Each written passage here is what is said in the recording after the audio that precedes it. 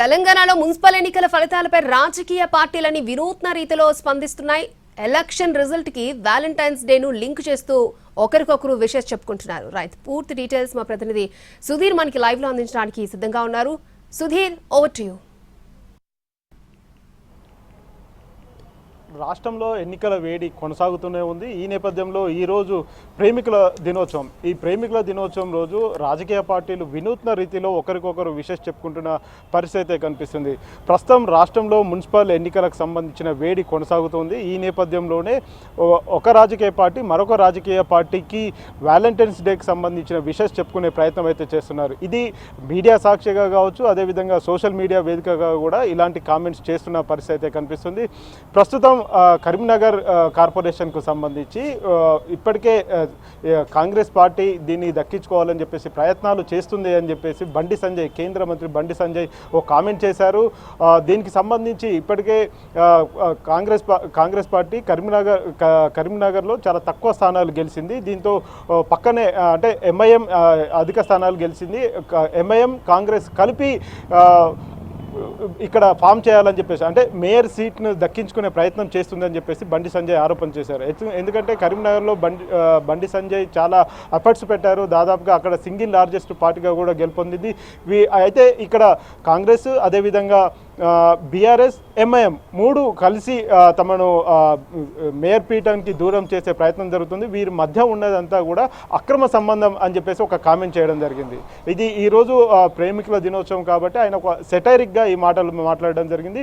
అయితే ఏ పార్టీని ప్రేమిస్తుంది అనే విషయానికి సంబంధించి అది ప్రజలే తెలుసుకోవాలన్నట్టుగా కూడా వారు సెటైర్ వేశారు. మరొక వైపు కాంగ్రెస్ పార్టీ కూడా బీఆర్ఎస్ బీజేపీ మధ్య ప్రేమ ఉంది అని చెప్పేసి తెలిపే విధంగా కూడా ఒక కామెంట్ చేస్తూ వాళ్ళు ఒక సోషల్ మీడియాలో ఒక వీడియోని కూడా రిలీజ్ చేయడం జరిగింది. ఎందుకంటే బీఆర్ఎస్ బీజేపీ కలిపి కొన్ని చోట్ల మేయర్ పీఠాన్ని కావచ్చు, లేకపోతే చైర్మన్ పీఠాన్ని దక్కించుకునే ప్రయత్నాలు అయితే జరుగుతున్నాయని చెప్పేసి కూడా వారు కామెంట్ చేశారు. ఇప్పటికి మనం చూసుకున్నట్లయితే సుమారుగా 36 మున్సిపల్ స్థానాల్లో కూడా హంగు ఏర్పడింది. కాబట్టి ఆ 36 మున్సిపాలిటీలో కూడా ఏ పార్టీని ప్రేమిస్తుంది అనే విషయం ఎవరికి కూడా, అంటే ఇటు ప్రజలకు తెలియట్లేదు, అటు రాజకీయ పార్టీలకు కూడా తెలియని పరిస్థితి అయితే కనిపిస్తుంది.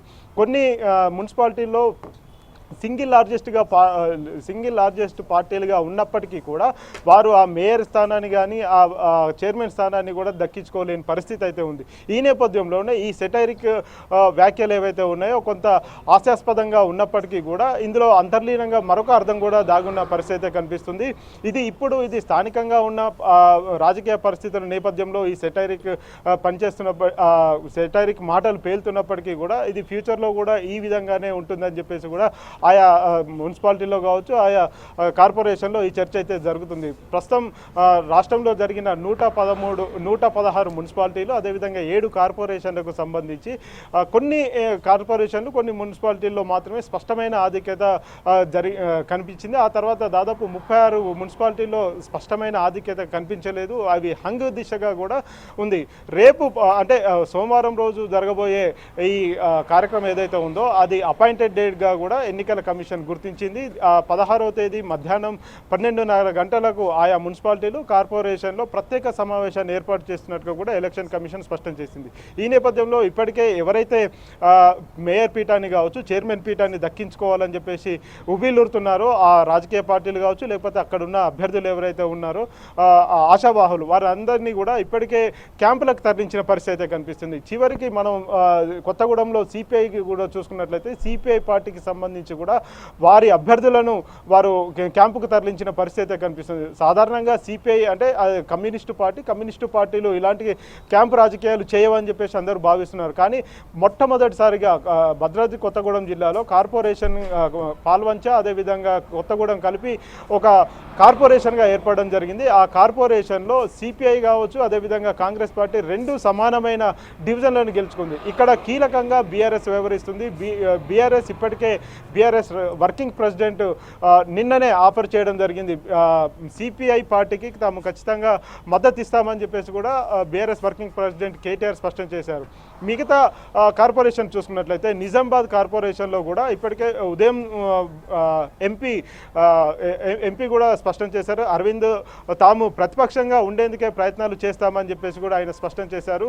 ఇక్కడ కాంగ్రెస్ పార్టీ మేయర్ స్థానాన్ని కైవసం చేసుకోవాలని ప్రయత్నాలు చేస్తుంది. కరీంనగర్లో బీజేపీ పార్టీకి స్పష్టమైన మెజార్టీ అయితే వచ్చింది. కానీ ఇంకా కూడా కాంగ్రెస్ పార్టీ ప్రయత్నాలు చేస్తుంది. ఎందుకంటే వారు మిత్రపక్షంగా ఉన్న ఎంఐఎంతో కలిసి వారు మేయర్ స్థానాన్ని దక్కించుకునేందుకు ముఖ్యమంత్రి రేవంత్ రెడ్డి స్వయంగా బీఆర్ఎస్ కార్పొరేటర్లకు ఫోన్లు చేస్తున్నారు. ఇక్కడ బీఆర్ఎస్ పార్టీ దాదాపుగా 8 డివిజన్లను కైవసం చేసుకుంది. ఆ 8 డివిజన్లను కైవసం చేసుకోవడంతో పాటుగా ఎంఐఎంతో కలిసి ఎంఐఎం మిగతా స్వతంత్ర అభ్యర్థులు ఎవరైతే ఉన్నారో ఆ కొద్ది మందితో కలిసి మేయర్ పీఠాన్ని దక్కించుకునేందుకు ప్రయత్నాలు జరుగుతున్నాయని చెప్పేసి మంత్రి బండి సంజయ్ కామెంట్ చేయడం జరిగింది. బండి సంజయ్ చేసిన కామెంట్స్ ఏవైతే ఉన్నాయో ఇవి ఈరోజు ప్రేమికుల దినోత్సవం కాబట్టి ప్రేమికుల దినోత్సవాన్ని చాలా సెటైరిక్గా ఈ అన్ని రాజకీయ పార్టీలకు ఆయన సంబంధాన్ని అంటగడుతున్నారు. ఈ సంబంధాలన్నీ కూడా అక్రమ సంబంధాలు అంటూ కూడా ఆయన కామెంట్ చేయడం జరిగింది. ఒకవైపు ఇవి హాస్యాస్పదంగా ఉన్నప్పటికీ కూడా మరొక వైపు ఇవి సెటైరిక్గా ఉన్నట్టుగా కూడా తెలుస్తుంది. దీనికి సంబంధించి అక్కడ ఆయా రాజకీయ పార్టీలు కూడా వాటిని సీరియస్గానే తీసుకొని ఇప్పటికే అధికార కాంగ్రెస్ పార్టీ కూడా సెటైరిక్గా ఒక వీడియోను రిలీజ్ చేయడం జరిగింది. బీఆర్ఎస్ బీజేపీ మధ్య ఫెవికల్ బంధం ఉంది అని చెప్పేసి వారు కూడా కామెంట్ చేయడం జరిగింది. వారికి వ్యాలెన్స్ డే శుభాకాంక్షలు అని చెప్పేసి వారు కూడా ఒక వీడియోను రిలీజ్ చేయడం జరిగింది. అయితే సిపిఐ పార్టీ కావచ్చు, అదేవిధంగా బీఆర్ఎస్ పార్టీ కూడా ఇక్కడ కొత్తగూడెం భద్రాద్రి కొత్తగూడెంలో కార్పొరేషన్ దక్కించుకునేందుకు ప్రయత్నాలు జరుగుతున్నాయని చెప్పేసి తెలుస్తుంది. మరొక వైపు కాంగ్రెస్ ఈ విషయంలో చాలా స్పష్టంగా చెప్తుంది.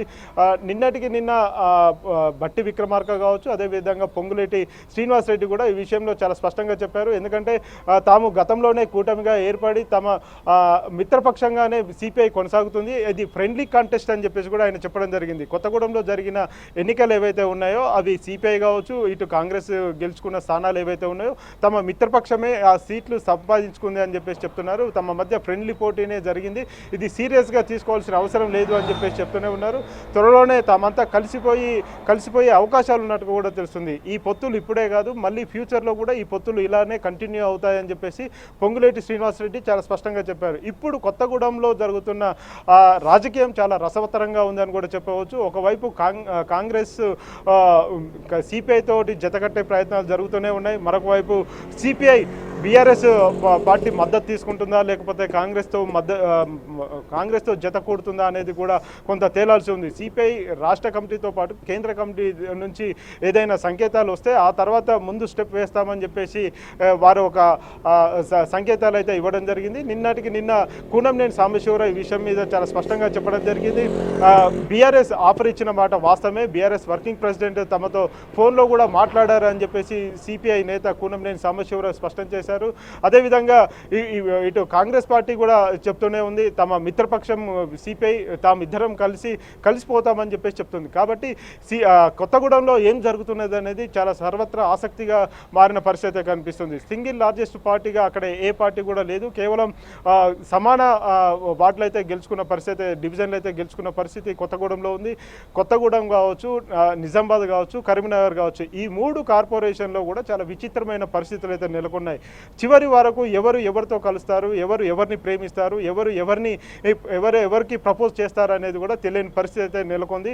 ఉదాహరణకు చూసుకున్నట్లయితే ఇటు ఎంఐఎం కాంగ్రెస్ 2 కలిసిపోయే పరిస్థితి అయితే కనిపిస్తుంది. వారంతా కూడా మొదటి నుంచి మిత్రపక్షంగానే ఉంటున్నారు.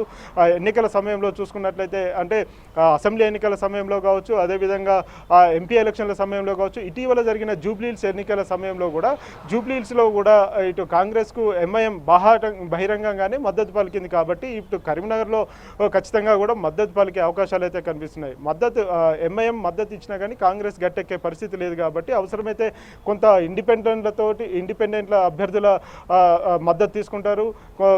అక్కడ బీఆర్ఎస్ దాదాపు 8 డివిజన్లను కైవసం చేసుకుంది. అందులో కొంతమందిని స్ప్లిట్ చేసే అవకాశాలు అయితే కనిపిస్తున్నాయి. ఇప్పటికే కొంతమంది బీఆర్ఎస్ అభ్యర్థులతోటి ముఖ్యమంత్రి రేవంత్ రెడ్డి స్వయంగా మాట్లాడినట్టుగా కూడా కేంద్ర మంత్రి బండి సంజయ్ ఆరోపణలు చేస్తున్నారు. ఒక ఒకవేళ బండి సంజయ్ చెప్పిన విధంగా చూసుకున్నట్లయితే కాంగ్రెస్ పార్టీ కావచ్చు, ముఖ్యంగా రేవంత్ రెడ్డి కరీంనగర్ మీద కన్నేశారు. కరీంనగర్ మేయర్ పీఠాన్ని కాంగ్రెస్ కైవసం చేసుకోవాలని చూస్తున్నారు. ఈ విషయంలో అవసరమైతే యుద్ధం ప్రకటిస్తానని చెప్పేసి కూడా బండి సంజయ్ కామెంట్ చేశారు. ఈ విషయాన్ని చాలా సీరియస్గా తీసుకుంటున్నట్టుగా కూడా బండి సంజయ్ ఒక హెచ్చరిక జారీ చేశారు. అవసరమైతే రోడ్ల మీదకి వచ్చి కూడా కాంగ్రెస్ పార్టీ చేస్తున్న ఈ రాజకీయాలను ఎండగట్టే ప్రయత్నం చేస్తామని చెప్పేసి చెప్తున్నారు.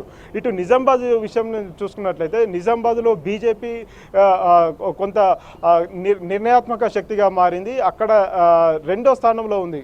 అక్కడ ఉన్న స్థానాలతో ఇటు కాంగ్రెస్ పార్టీ అక్కడ కైవసం చేసుకుంటుందా, లేకపోతే ఈ ఇతర పార్టీలను కలుపుకొని వేరే కూటమి అక్కడ మేయర్ స్థానాన్ని కైవసం చేసుకుంటుందా అని చూడాలి. మిగతా 36 స్థానాలు 36 మున్సిపాలిటీలు ఉన్నాయి. ఈ 36 మున్సిపాలిటీల్లో కూడా విచిత్రమైన పరిస్థితులు అయితే ఉన్నాయి. చాలా వరకు కూడా స్వతంత్ర అభ్యర్థులు చాలా కీలకంగా వ్యవహరిస్తున్నారు. ఇప్పటికే వారందరినీ స్వతంత్ర అభ్యర్థులందరినీ కూడా క్యాంపుకు తరలించిన పరిస్థితి అయితే కనిపిస్తుంది. హైదరాబాద్ శివారు ప్రాంతాలతో పాటుగా గోవా కావచ్చు, లేకపోతే ముంబై కావచ్చు, ఢిల్లీ ఇట్లాంటి ప్రాంతాలకు తరలించిన పరిస్థితి అయితే కనిపిస్తుంది. వారందరి మద్దతును తీసుకొని 16వ తేదీ మధ్యాహ్నం 12:30 గంటల సమయంలో ఆయా మున్సిపాలిటీలో నిర్వహించే ప్రత్యేక సమావేశాలకు వీరు హాజరు కావాల్సి ఉంటుంది. అది అపాయింటెడ్ డేగా కూడా ఇప్పటికే ఎన్నికల కమిషన్ స్పష్టం చేసిన పరిస్థితి ఉంది. 16వ తారీఖు మధ్యాహ్నం 12:30కు జరగబోయే ఎన్నికలు చాలా రసవత్తరంగా జరుగుతున్నాయని చెప్పేసి తెలుస్తుంది. అక్షయ. ఓకే సుధీర్.